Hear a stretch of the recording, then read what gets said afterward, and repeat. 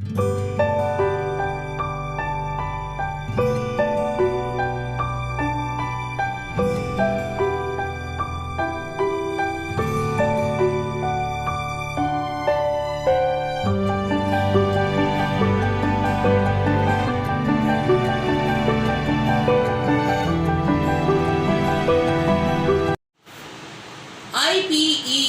International school and college के I learn कक्षा में आपका स्वागत है। नया रास्ता अध्याय 18 एवं 19। मीनू ने वकालत की द्वितीय वर्ष की परीक्षा प्रथम श्रेणी में उत्तीर्ण कर ली। कुछ दिनों की कॉलेज की छुट्टी थी। उसने सोचा क्यों ना अपनी सहेली नीलिमा से मिलाएं। वह नीलिमा के घर जाती है। नीलिमा बुखार में तप रही थी। उसके आने पर नीलिमा के पति सुरेंद्र जी बाहर जाना चाहते हैं और दवाई लाना चाहते हैं। वो जाते हैं। इस बीच पाले पर लेटा अनूप रोने लगता है। नीलिमा ने मीनू से आग्रह किया कि अनूप को उठाकर उसके बगल में लिटा दे। मीनू ने ऐसा ही किया। सुरेंद्र जी दवाई लेकर आए। उन्होंने नीलिमा को दवाई दी और मीनू से आग्रह किया कि अगर वह कुछ देर बैठे तो अपनी फैक्ट्री हो आए। मीनू ने कहा आप चिंता ना करें। सुरेंद्र जी फैक्ट्री चले गए। नीलिमा सोने लगी और मीनू वहीं बैठकर पास में रखी पत्रिका को पढ़ने लगी। कुछ देर बाद जब दवाई का असर हुआ तो नीलिमा जागी और मीनू के पास बैठकर बातें करने लगी। यहाँ नीलिमा ने बताया कि उसका भाई 2 वर्ष के लिए अमेरिका गया है।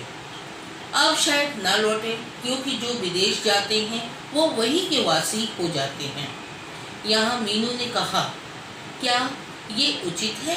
हमारी देश की सरकार पढ़ाई पर कितना खर्च कर रही है और सारे बुद्धिजीवी पढ़कर विदेश चले जाते हैं और वहाँ बस जाते हैं, यहाँ वापस आना नहीं चाहते। क्या इससे देश की उन्नति होगी? नीलिमा ने भी इसको स्वीकार किया। कुछ समय बाद जब सुरेंद्र जी वापस आए तब मीनू ने अपने हॉस्टल जाने की इच्छा जाहिर की। सुरेंद्र जी ने उसे छोड़ने को कहा, पर मीनू ने कहा कि नहीं, नीलिमा बुखार में है, तप रही है, उसको अकेले छोड़ना ठीक नहीं है। अतः मीनू स्वयं अकेली चली गई। इधर अमित वही लड़का है जिसके लिए मीनू का रिश्ता आया था। उसने मीनू का रिश्ता ठुकराया था, उसके घर वालों ने ठुकराया था। अमित तो चाहता था मीनू को, लेकिन घर वालों ने दहेज के लिए धनीमल की बेटी सरिता को अपना लिया था। उससे विवाह करना चाहते थे अमित का, लेकिन वह रिश्ता भी टूट चुका था। अमित अब रूखे व्यवहार का हो गया था। माँ बहुत उसकी दुखी थी, क्योंकि अमित अब विवाह करना ही नहीं चाहता था। माँ बहुत अकेली हो गई थी, क्योंकि मायाराम जी और अमित फैक्ट्री चले जाते थे और मधु, अमित की बहन मधु, कॉलेज चली जाती थी। माँ अकेली हो जाती थी। वो सोचती थी कि अगर अमित का विवाह हो जाता तो बहू से इस घर में रौनक रहती। उसी बीच एक पोस्टमैन आता है। दरवाजे की कॉल बेल बजती है। पोस्टमैन आता है। वह अमित की माँ के भतीजे दीपक की शादी का कार्ड देता है। माँ वह निमंत्रण कार्ड पढ़कर बहुत खुश होती है। 2 वर्ष से वह अपने भाई के पास नहीं गई थी। वो सोचती है इसी बहाने उनके पास हो आए। लेकिन तभी मधु बताती है कि उसकी तो परीक्षाएं चल रही हैं, वो कैसे जा सकती है। तब माँ ने सोचा कि अब मधु को अकेली छोड़ के तो जाना उचित नहीं है, वो जा नहीं पाएगी। उदास हो जाती है। दोपहर को अमित खाने के लिए जब वापस अपने घर आता है तो कार्ड देखकर माँ से पूछता है। वह कार्ड पढ़ने लगता है। माँ एकटक उसे देखती रहती है।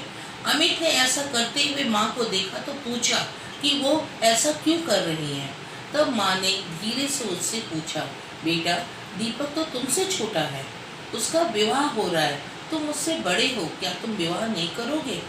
अमित इस पर रूखे स्वर में जवाब देता है कि ये बात छोड़ें।